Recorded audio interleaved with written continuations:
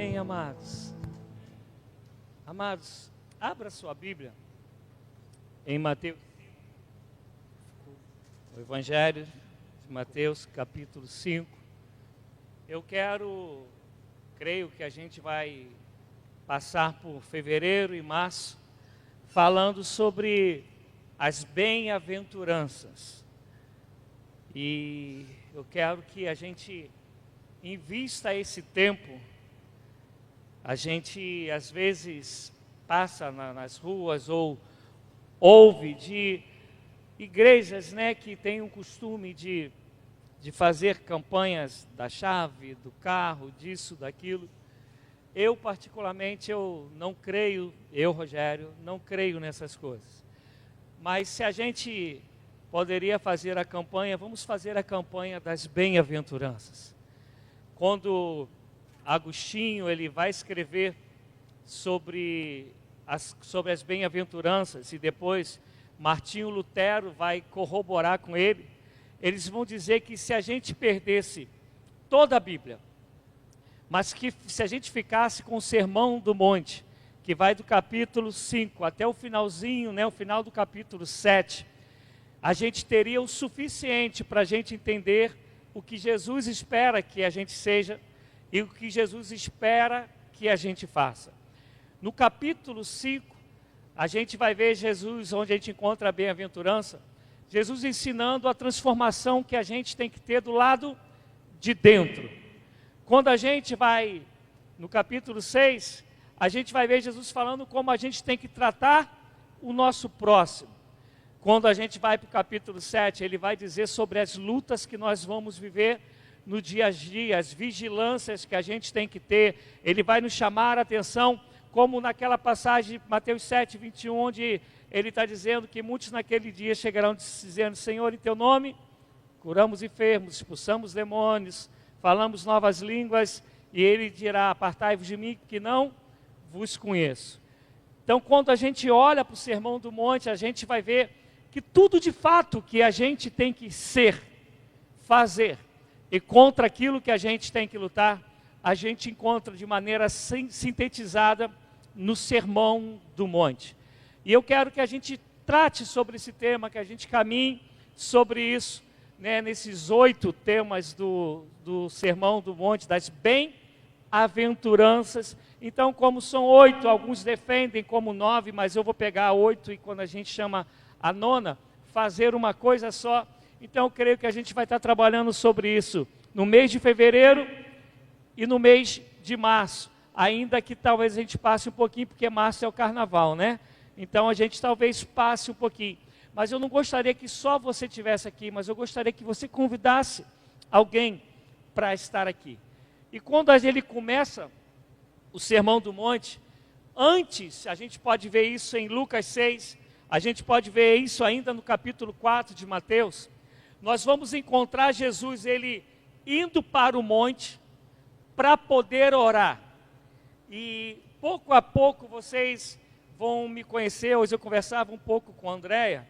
Algumas coisas que eu creio, ele vai contra o que a maioria crê. E eu sei disso, isso já faz anos. E por favor, quando eu falar, entenda com carinho que é aquilo que eu creio. Mas se você entendeu e creu de outra maneira, se eu puder ajudar segundo a Bíblia, maravilha. Se não, que a gente continua nas nossas práticas. Mas eu vou dar um exemplo. A gente fala muito sobre monte.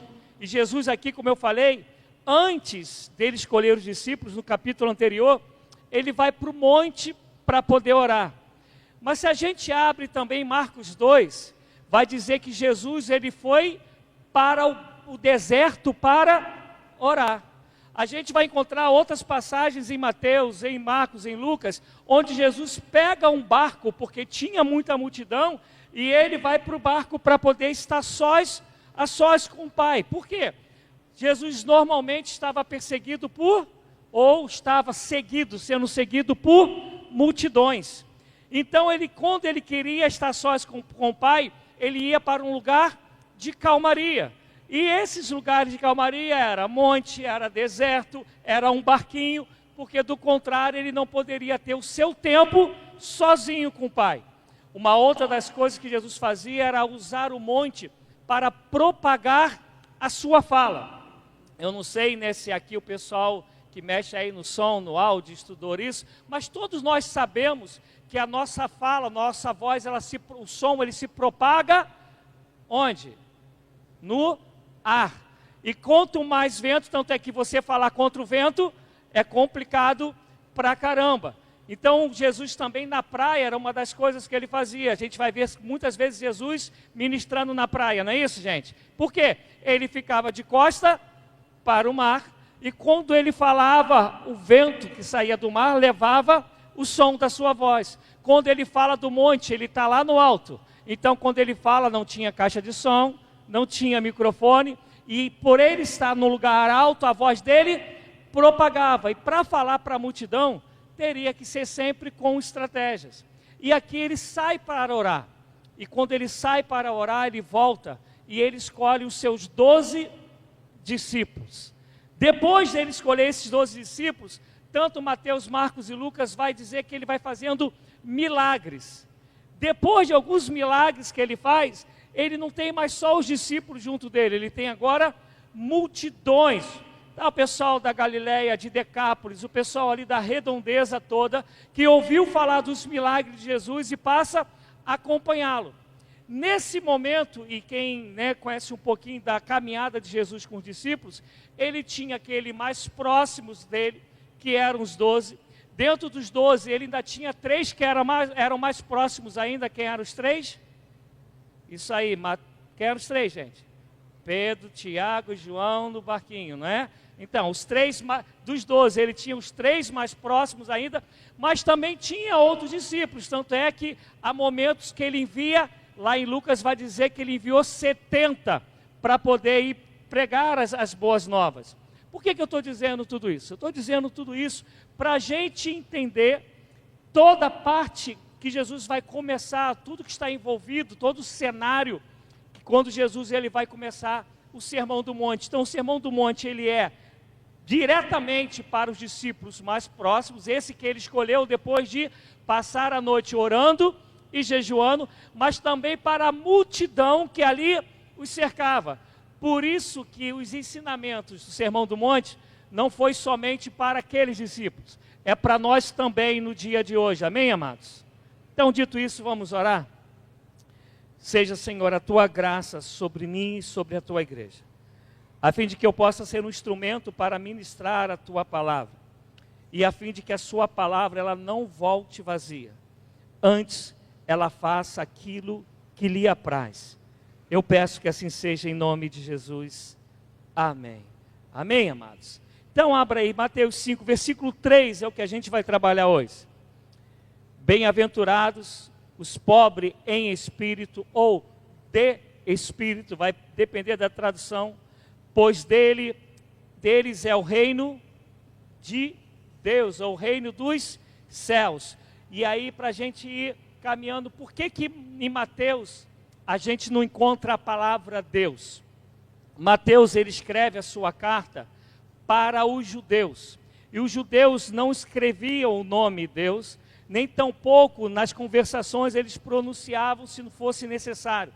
Então, como Mateus ele está escrevendo para um público que ele quer que leia a carta dele, ele não usa a palavra Deus, então ele usa reino dos céus. Então está dizendo, bem-aventurados os pobres de espírito, porque deles é o reino dos céus. Amados, quando esse sermão acontece, lá para frente, a gente vai ver o pessoal falando que ninguém ensinava como Jesus, porque ele ensinava como quem tinha autoridade.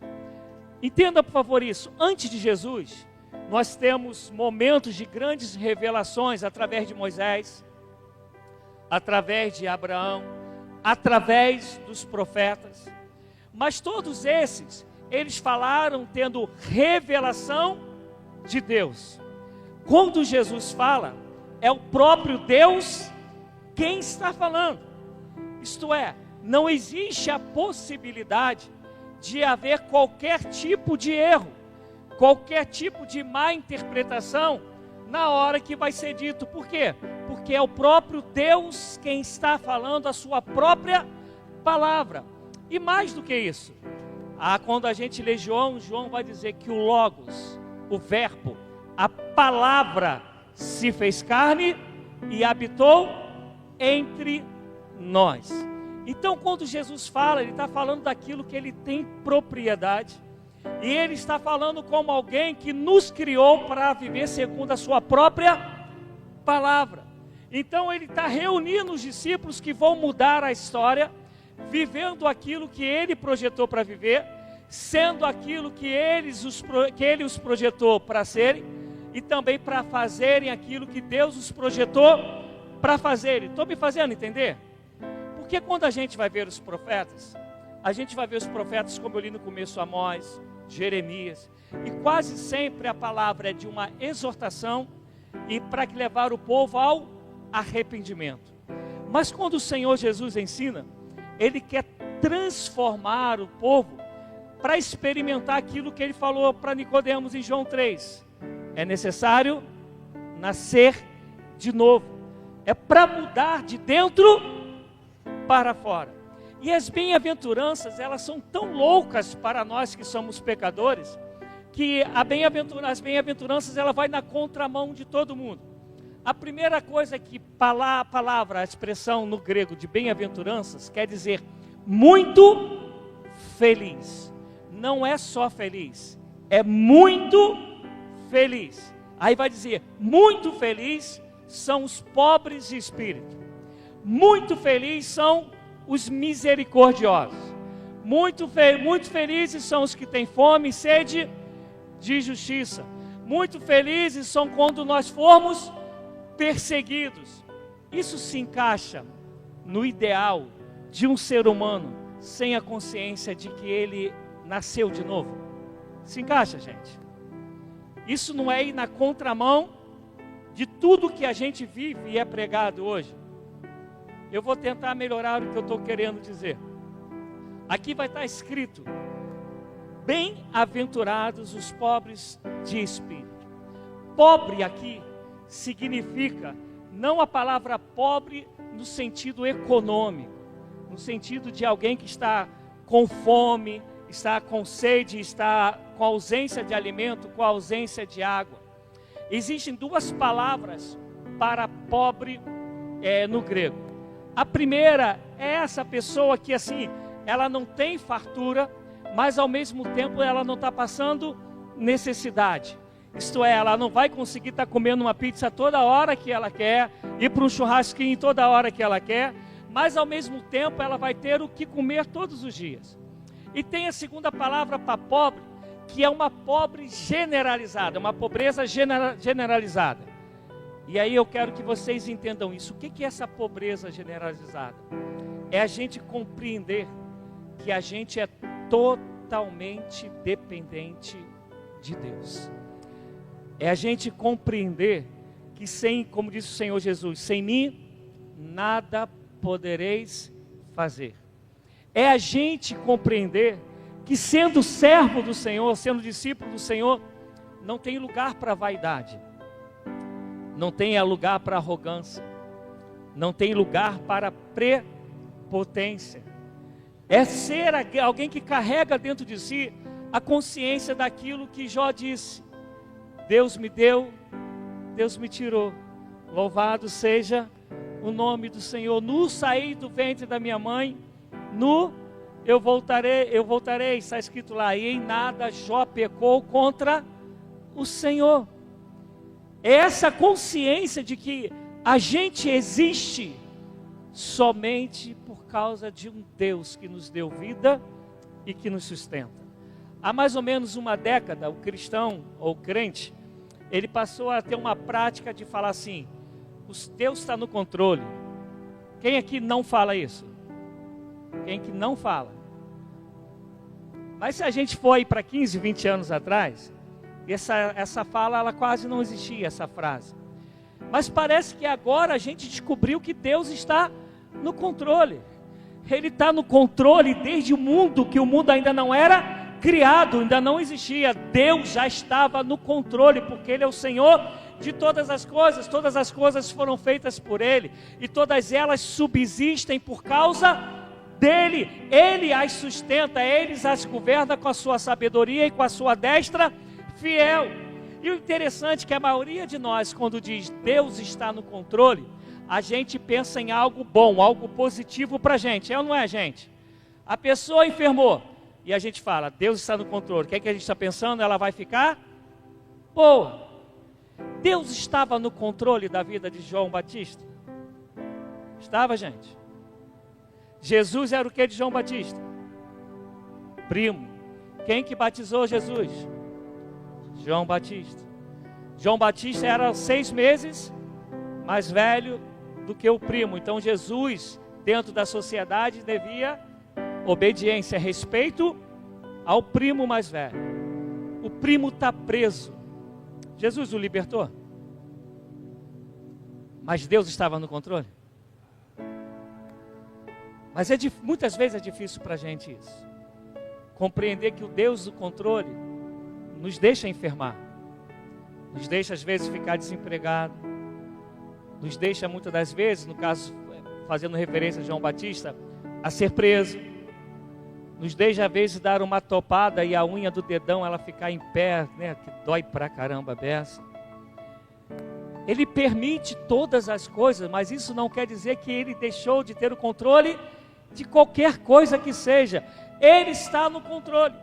E entendendo isso, o que é ser humilde, o que é ser pobre de espírito, quer dizer, a palavra humilde, pobre de espírito, nesse sentido aqui, vem daquilo que alguém que está sempre disposto a aprender. Alguém que compreende que depende sempre de receber algo de Deus, uma porção da parte de Deus. É por isso que no deserto o pessoal teve dificuldade, porque eles tinham que crer que todos os dias o maná desceria. E quando eles têm a arrogância de reclamar do maná, Deus faz vir carne, para compreender que nós somos totalmente dependentes de Deus. E essa dependência geral e total de Deus, que fez Paulo escrever o que está escrito em Romanos 8, 28. Todas as coisas cooperam, corroboram, juntamente, para o quê? Para o bem. E continua. Acaba aí? Não. Aqueles que foram chamados segundo o seu propósito. Viu como a gente vai até onde a gente gosta? Todas as coisas cooperam juntamente para o bem daqueles que amam a Deus. Mas não para aqueles que foram chamados segundo o seu propósito. Ele está dizendo que todas as coisas cooperam juntamente para aqueles que vivem no centro da vontade de Deus, que estão sempre prontos para viver os propósitos de Deus, estão sempre dispostos para dizer: Senhor, tua vontade é boa, perfeita e agradável, por isso nela eu tenho prazer. Pobre de espírito é aquele que nunca vai levantar e dizer: eu conquistei isso porque eu sou bom, eu angariei tal coisa porque eu sou bom. Alguém aqui já fez teste de QI? Ninguém nunca fez teste de QI? O teste de QI é esse teste que vai medir a nossa capacidade que a gente chama de inteligência, né? De cognição, de conseguir aprender rápido e aprender num nível muito grande as coisas. E o que eu quero dizer é que até aqueles que a gente vai chamar de gênio, ele só é um gênio porque o Deus Criador, quando o criou, deu a ele um cérebro diferenciado. Mas por que Deus fez isso? Para que o nome dele seja glorificado. Ah, pastor, por que o senhor está dizendo isso? Para a gente entender o que é ser pobre, entender que a gente é totalmente dependente do Senhor para todas as coisas. É por isso que Jesus ele ensina o seguinte: olha, não diga amanhã eu vou na tua casa, irmão José, vou comer aquele pudim que o senhor está me devendo, vai ficar muito bacana. Ele está dizendo: não, amanhã, se o Senhor quiser, se Ele permitir, eu vou lá na casa do Senhor. Por Porque ninguém tem um controle, daqui a 2 segundos vai ter o controle do dia de amanhã. Essa consciência que Salomão ele perdeu. Cadê o Salomão? Não foi você não, amado, foi o da Bíblia que eu estou falando. O Salomão da Bíblia ele perdeu. Deus deu a ele uma sabedoria tremenda. E Deus falou para ele, não haverá ninguém mais sábio do que você. Só que ele com o tempo, ele vai vendo que ele é muito bom mesmo. O cara resolve coisas que ninguém resolve, está fazendo o reinado prosperar. Mas chega uma hora que ele acha, me perdoa a expressão, mas para a gente entender, ele acha que ele é o cara. E por ele achar que ele é o cara, ele começa a colocar os pés pelas mãos.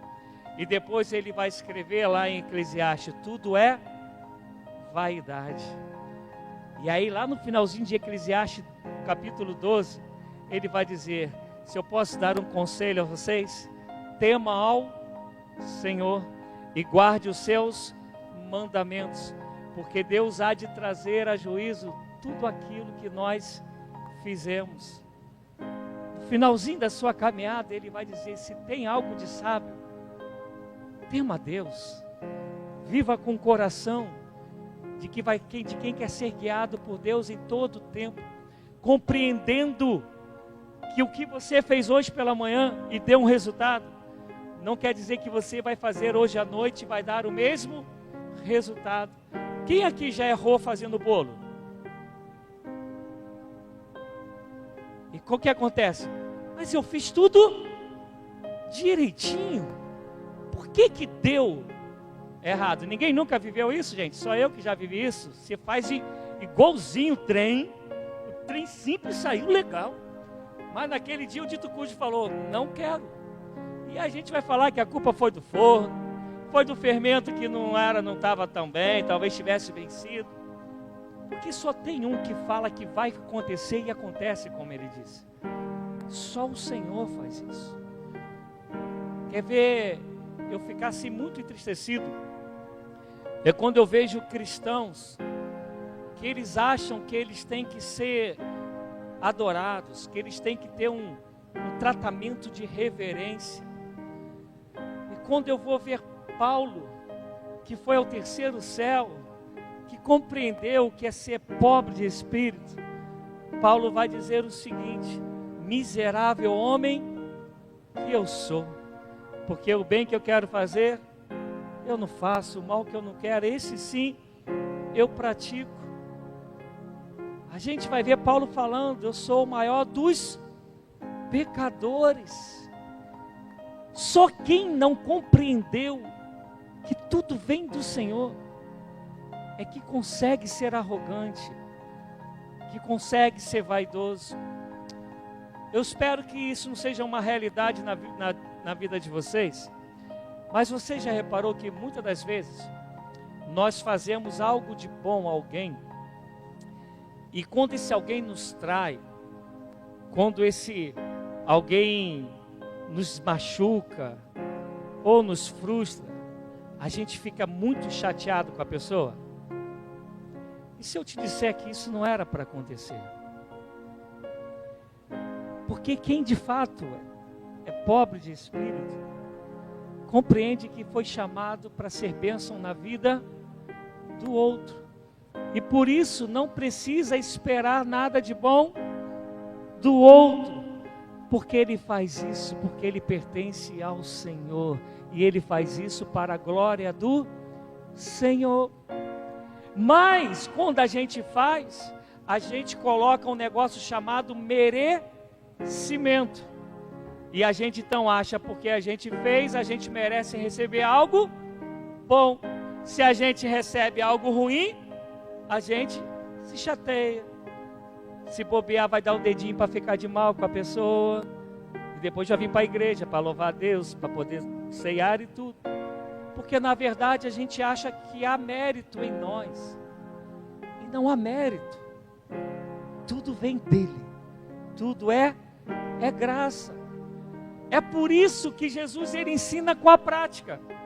O que Jesus fez antes de escolher os discípulos? Ele foi orar. pedir direção ao Pai. Mas Jesus não era Deus, mas Ele estava nos ensinando a como ser homem vivendo em Deus. E o homem, quem vive em Deus, quer sempre ouvir a voz de Deus. Então ele passa uma noite orando e jejuando para dizer: Pai, agora eu posso escolher, né? E os discípulos não deram trabalho nenhum a ele, só porque ele passou a noite jejuando e orando, não foi, gente? Todos eles muito bacana, ninguém deu trabalho. Pedro, João, nenhum deles deu trabalho. Tomé, todo mundo foi gente bacanona, não. Ainda assim, orando, jejuando, ele teve muito trabalho. Mas ele se afastou deles em algum momento? Ele saiu julgando algum deles? Nada. Ele sabia para aquilo que ele veio fazer.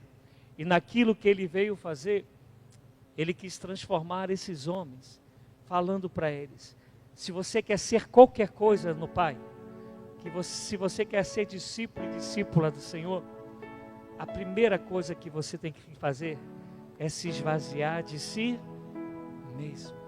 É deixar todos os dias teu coração aberto, tua mente aberta, para aprender do Senhor. E compreender que ainda que você aprenda, tudo é para a glória dEle. Que a gente ainda vai continuar na dependência dEle.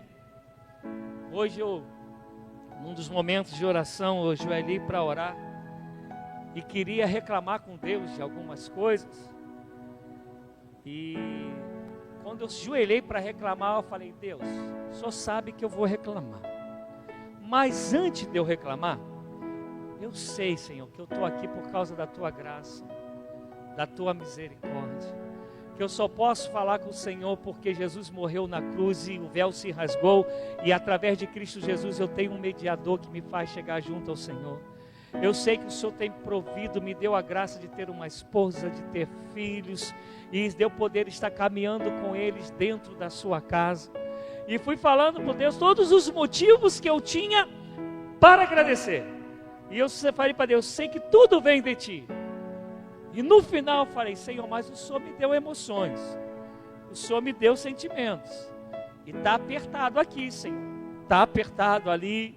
E comecei aí depois falar para Ele onde está doendo, porque na verdade a única coisa que eu posso fazer é só dizer: Senhor, muito obrigado. Se eu fechar os olhos aqui, eu quero que seja a mesma coisa para você. Eu abro os olhos na Nova Jerusalém. Quando eu poderia alcançar isso? Tudo vem dEle, é graça dEle. E se a gente não compreender que a gente não é nada sem Cristo, e tudo que a gente é nele e por Ele e para Ele, a gente nunca vai conseguir fazer nenhuma das outras coisas. Uma das coisas que a psicologia ela fala hoje em dia é ali, né? Tá a criancinha. É que eu não sei se vocês, pais, mães, fizeram isso. Eu nunca fiz, mas minha esposa fazia. A criança é pequenininha, está começando a aprender a falar. Aí a gente acha bonitinho ensinar a palavra errada, né? Vou dar um exemplo. Em vez de falar chupeta, fala pepeta. Aí ensina o que é pepeta, para depois ter que ensinar que o nome é chupeta. Se eu sou a criança, eu falo: por que não me ensinou certo na primeira vez, cara? Porque é o momento da gente depositar aquilo que é bom, aquilo que vai alicerçar. Por isso que Provérbios 22:6 vai dizer: ensine as crianças no caminho. Não é o caminho, é no caminho. Eu vou caminhando e a criança vai vendo para mim como eu oro, como eu leio a Bíblia, como eu trato quem está ao meu lado, como eu trato o meu cônjuge, e ela vai se formando. Por quê? Porque a mente está limpinha. E é por isso que Jesus falou: é necessário nascer de novo. Deixa todos os dias o Senhor te ensinar. Deixa todos os dias a tua vida se colocar totalmente dependente de Deus. Paulo, quando escreve aos Coríntios, ele vai dizer o seguinte: seja o todo tempo Deus verdadeiro e eu mentiroso. O que Paulo está dizendo? Na dúvida, quem tem razão é Deus. Eu posso até levantar aqui um TCC para fazer a minha tese e defender, mas eu sei que quem tem razão é o Senhor. Porque se a gente, amado, não se render completamente ao Senhor, e eu já estou indo para terminar, tá? Uma das coisas que a gente vai passar é por decepção com Deus. Quanta gente que foi ensinada errada no caminho e se decepcionou com Deus, se entristeceu com Deus, porque ela esperou de Deus aquilo que Deus nunca falou que faria com ela. Mas quando nós somos pobres, isto é, esses que são totalmente vazios para receber de Deus, a gente vai saber que Deus vai fazer com a gente aquilo que Ele projetou. Por isso que até sobre riqueza a Bíblia vai falar que a riqueza ela é dom de Deus. Porque a riqueza não é para a gente falar que é melhor. A riqueza é para que a gente tendo possa socorrer aquele que não tem, a fim de que o nome do Senhor seja glorificado, a fim de onde há injustiça passa a ter justiça.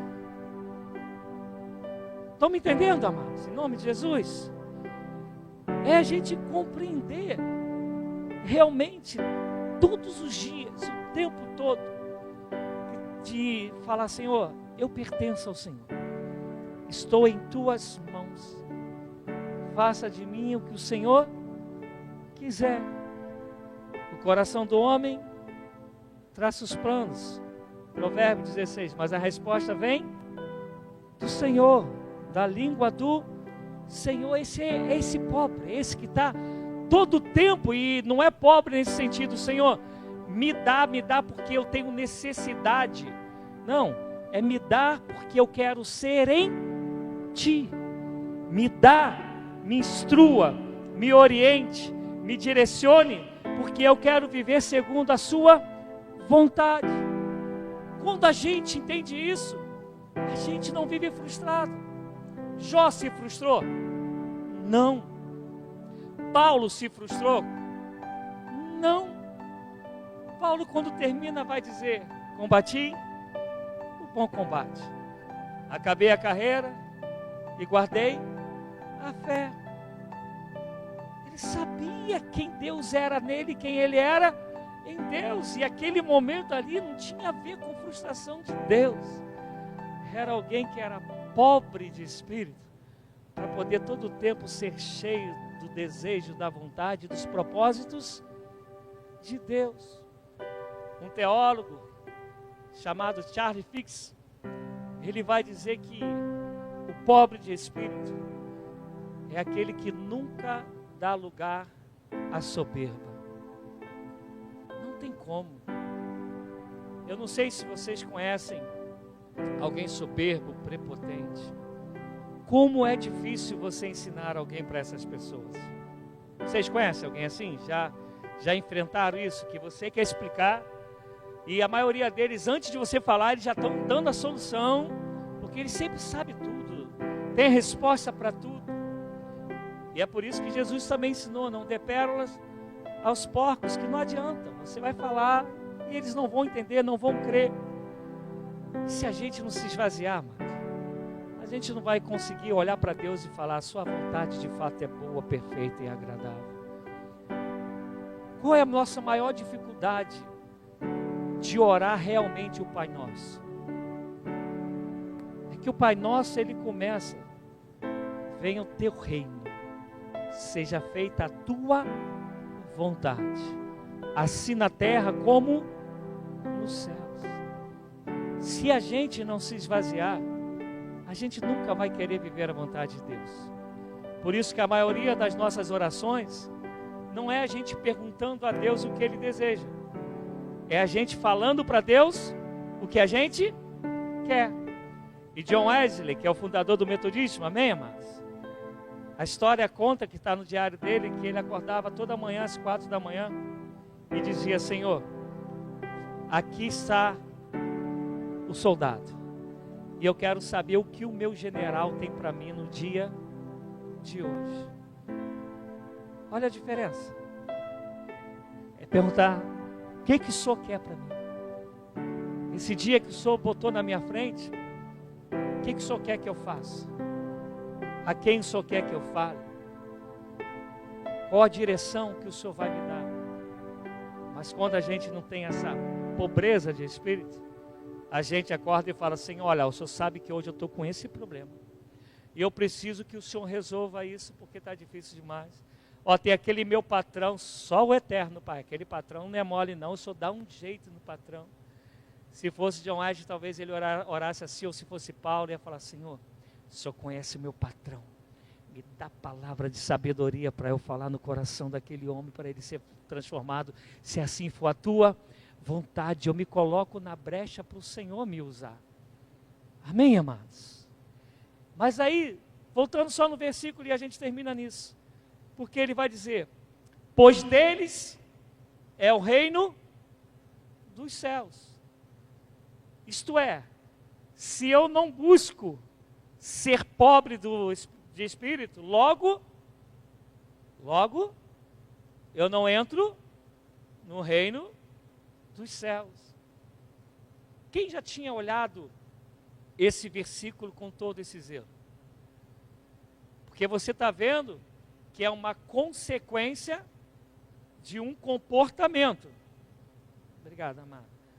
Ele está falando, dos pobres de espírito é o reino dos céus.